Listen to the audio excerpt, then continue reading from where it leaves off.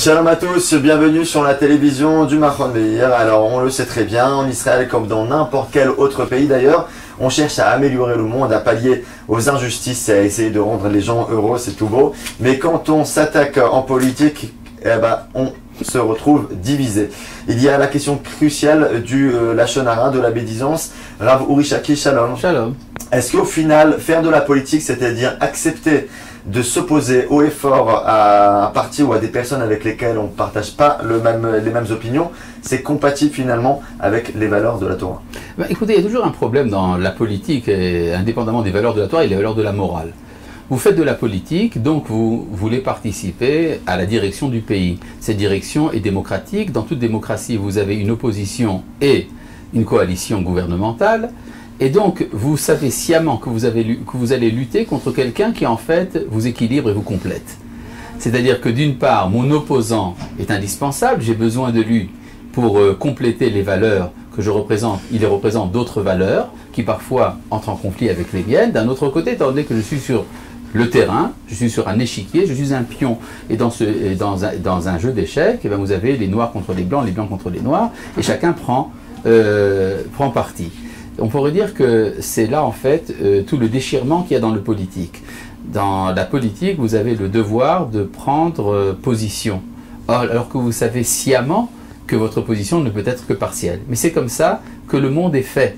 Et donc, si vous refusez de prendre position, vous ne pouvez pas faire de politique. Quand on fait de la politique, donc on s'expose à la critique, donc est-ce qu'il y a une, on va dire, exception aux règles du Lashon Hara, de la médisance, du fait que sa personne peut être salie? On sait qu'on va être... Mais disons que la politique est un jeu difficile. Est-ce que ça autorise le Lashon Hara? Est-ce que ça autorise la médisance? Certainement pas.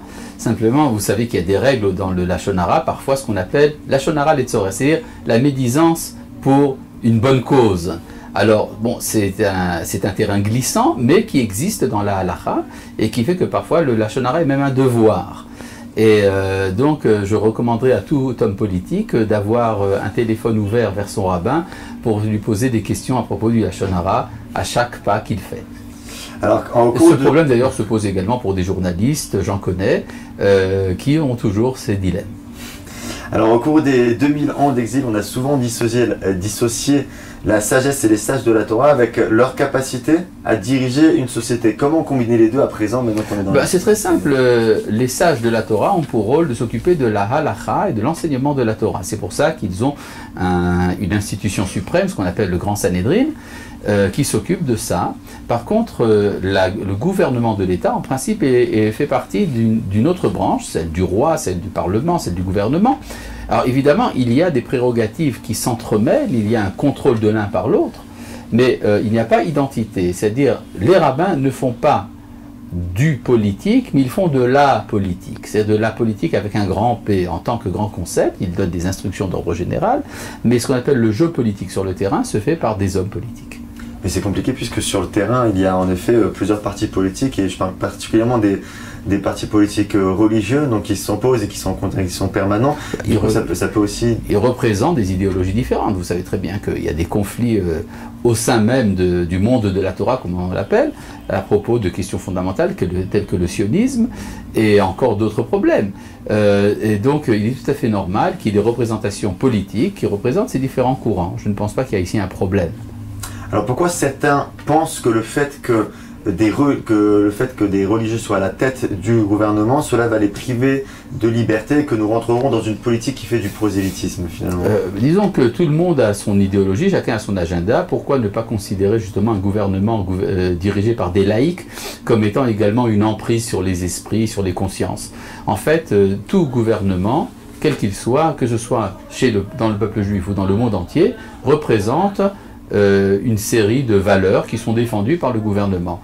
Maintenant, il appartient évidemment aux religieux de bien connaître la Torah et de savoir dans quelle mesure la Torah serait coercitive en tant que doctrine politique. Toute personne qui connaît bien la Torah sait très bien qu'il n'y a pas de rapport entre l'autoritarisme auquel vous faites allusion et ce que pense la Torah. Rav Uri Shaki, dernière question, la politique divise, comment trouver l'unité? Eh bien c'est très simple, il faut pour cela développer l'amour. Et ça, ce n'est pas quelque chose qui s'apprend en politique, c'est quelque chose qui s'apprend à la maison, qui s'apprend au Beth Midrash, à la yeshiva, à l'école. Tout ça fait partie d'un projet qui doit être géré, si vous voulez, par des hommes de bonne volonté dans la société. Merci beaucoup, Rav Uri Cherki. Je vous souhaite une excellente journée. Et merci de nous avoir suivis, de nous être fidèles sur la télévision du Machon Meir. Vous nous suivez sur les réseaux sociaux, Facebook, YouTube, le site internet du Machon Meir. On se retrouve très bientôt. Au revoir, très bonne journée.